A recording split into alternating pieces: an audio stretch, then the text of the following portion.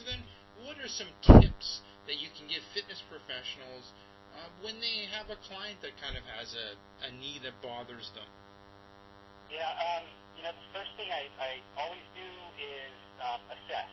So a client comes in to me to see me, and if they have an existing knee injury or there's pain going on around there, then the first thing is to get some kind of an assessment down.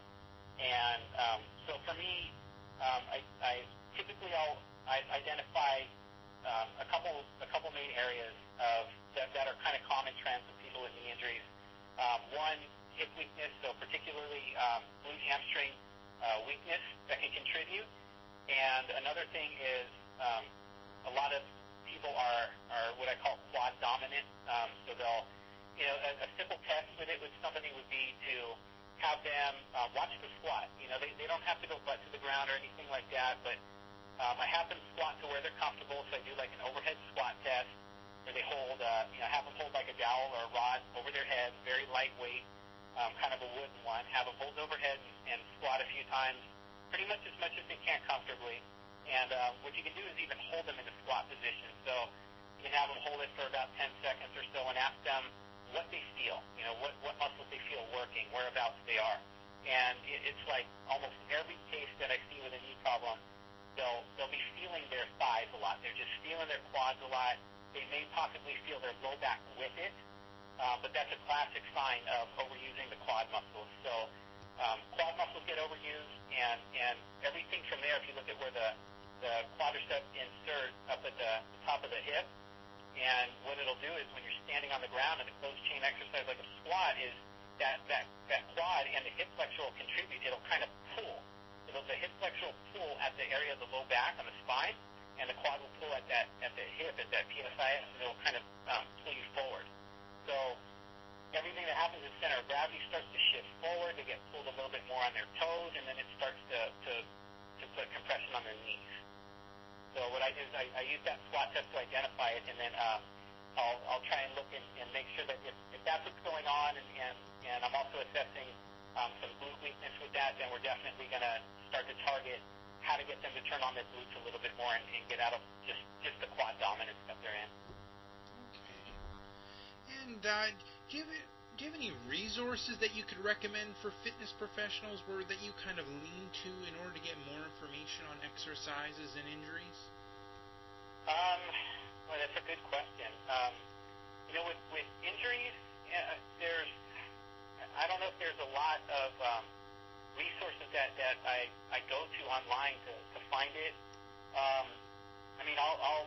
I used to always go to like the WebMD and everything, but I'm just finding that in most cases I keep getting the answers of just go see a doctor. So a lot of what I've done over the years is just through books. If I see a book on there, I'll grab books. Depends on what area I'm looking to address. But off the top of my head, I don't know many websites that I actually can recommend or that I've even seen. I do have a couple books. Do you want me to recommend a couple books? Sure, that'd be great. Yeah. One of them, I got this one right here. It's the Clinical Guide to Sports Injuries. And it's by Roald Bahr. That's R-O-A-L-D, last name Bahr, B-A-H-R. And Vermeulen, I think that's how you pronounce it. And the other name is S-V-E-R-R-E, last name M as in Mary, A-E-H-L-U-M.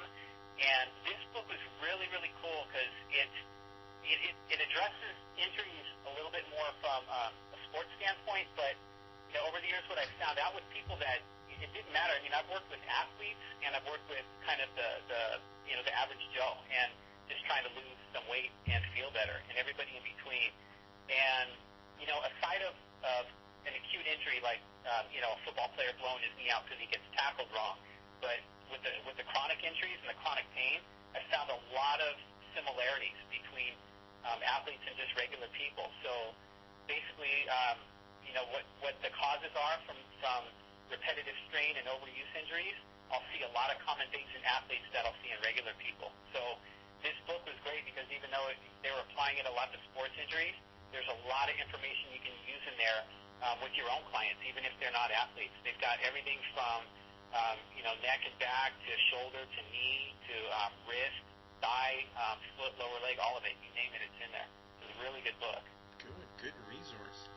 Do you have any final tips for listeners about clients with knee problems?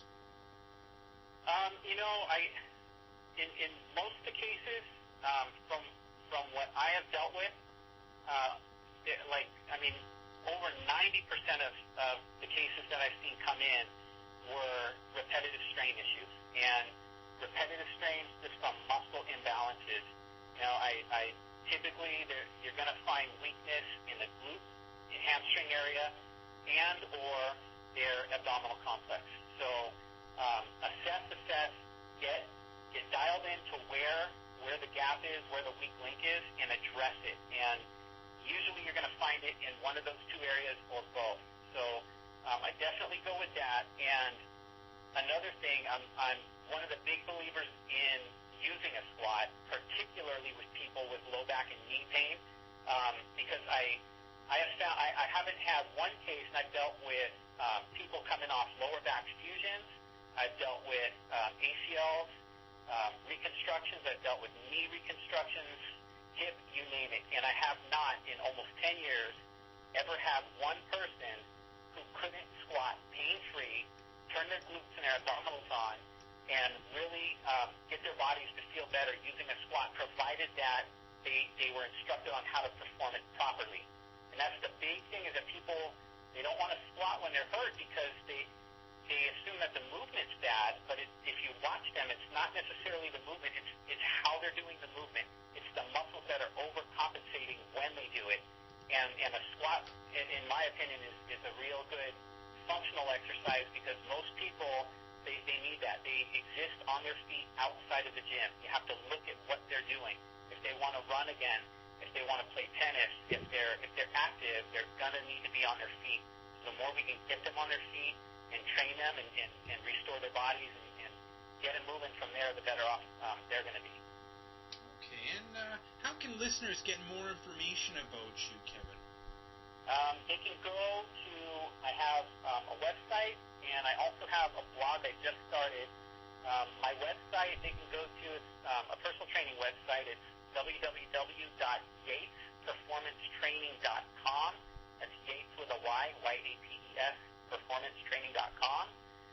They can look, I have a post-rehab exercise blog, and it is postrehabexercise.blogspot.com, and they can get information there about people with knee pain, lower back pain, shoulder pain, things like that. Excellent. Thank you very much, Kevin. Well, Exercises for Injuries blog readers, this is another interview with a fitness professional on exercises and injuries. Thank you very much for listening, and please do leave a comment below about the interview, and if you have any suggestions on how to improve the Exercises for Injuries blog. This is Rick Casellich signing off until another interview. Take care and bye-bye.